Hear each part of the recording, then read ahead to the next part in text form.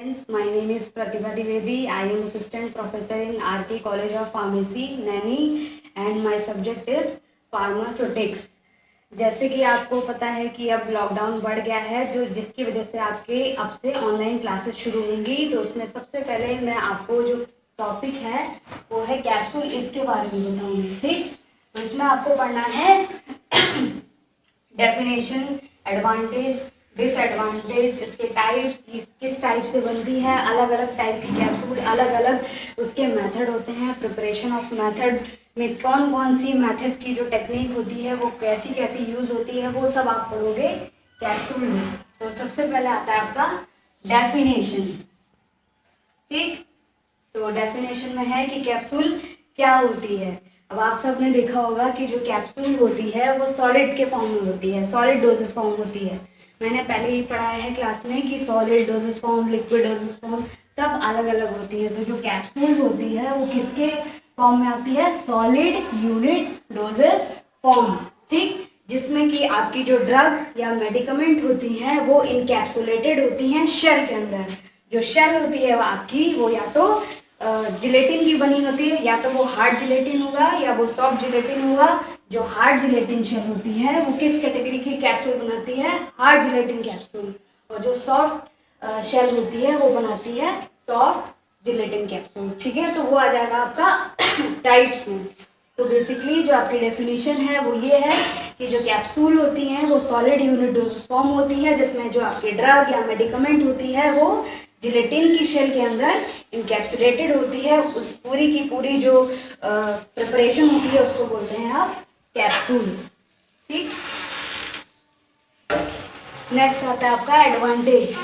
क्या क्या इसके एडवांटेज होते हैं, क्या इसके डिसएडवांटेज होते हैं। एडवांटेज मतलब मैंने आपको पहले ही बताया है कि एडवांटेज मतलब उसके क्या क्या लाभ होते हैं, क्या क्या उसमें अच्छाइयाँ होती हैं, और डिसएडवांटेज मतलब उसमें क्या क्या कमियां होती हैं। तो सबसे पहला है इसमें ये टेस्टलेस होता है। इसकी जो अंदर आपकी ड्रग चाहे किसी भी टेस्ट की हो, लेकिन उसकी जो बाहर की शेल होती है, जिलेटिन की शेल होती है, वो होती है टेस्टलेस। जिसकी वजह से क्या होता है कि जो बिटर ड्रग्स होती हैं वो आपकी इनकैप्सुलेटेड होती हैं, जिसकी वजह से आपको उस ड्रग का टेस्ट नहीं आ पाता है, बिटर टेस्ट नहीं आता है, क्योंकि बाहर की शेल जो होती है वो टेस्टलेस होती है, ऑर्डरलेस, उसमें कोई स्मेल नहीं होती है। थर्ड है आपका ये टेस्ट मास्किंग, वही चीज कि जब आपकी ड्रग जो है वो बिटर टेस्ट की होती है, आपकी बाहर की शेल जो होती है उसका टेस्ट टेस्टलेस होता है, तो इसकी वजह से जो आपका बिटर टेस्ट होता है वो मास्क हो जाता है, मतलब छुप जाता है।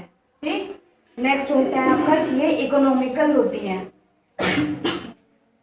इकोनॉमिकल मतलब कि ये इनकी कॉस्ट जो है वो टैबलेट के कंपैरिजन में या अदर फॉर्म के कंपैरिजन में कम होता है, इसलिए इसको बोलते हैं ये इकोनॉमिकल होती है। तो ये कुछ इसके एडवांटेज हैं। नेक्स्ट आता है आपका डिसएडवांटेज, इसमें क्या क्या कमियां हो सकती हैं।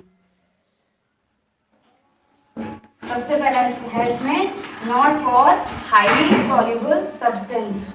सेकेंड है इसमें स्पेशल स्टोरेज की कंडीशंस की जरूरत होती है। और थर्ड है कि not for hygroscopic drugs.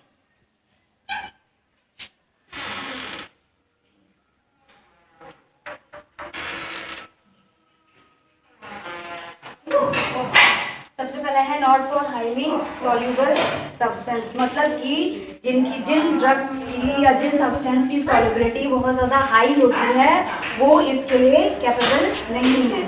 Second है स्पेशल स्टोरेज, क्योंकि इसकी जो शेल होती है जिलेटिन की वो क्योंकि जो उसकी शेल होती है वो बाहर जिलेटिन की बनी होती है, हार्ड भी हो सकती है, सॉफ्ट भी हो सकती है, तो इसीलिए दोनों की स्टोरेज कंडीशन भी अलग अलग होती है। किसी में ज़्यादा टेम्परेचर जो है वो वेरी कर जाए तो शेल को खराब कर सकता है, तो इसीलिए इसको स्पेशल स्टोरेज की कंडीशन भी चाहिए होती है। डिसएडवांटेज है। थर्ड है not for hygroscopic drugs. Hygroscopic drugs क्या होती हैं? जो मॉइस्चर एब्जॉर्ब कर लेती हैं। अगर ड्रग्स जो है आपकी वो मॉइस्चर एब्जॉर्ब कर लेंगी आपकी जो जिलेटिन की शेल है उसमें से, तो वो बाहर की शेल को क्या बना देती हैं? ब्रिटल। ठीक, बाहर की शेल को वो ब्रिटल बना देंगे, जिससे कि वो शेल टूट सकती है और आपकी ड्रग जो है वो बाहर आ सकती है। इसीलिए इसका थर्ड डिसएडवांटेज है कि हाइग्रोस्कोपिक ड्रग्स के लिए नहीं है।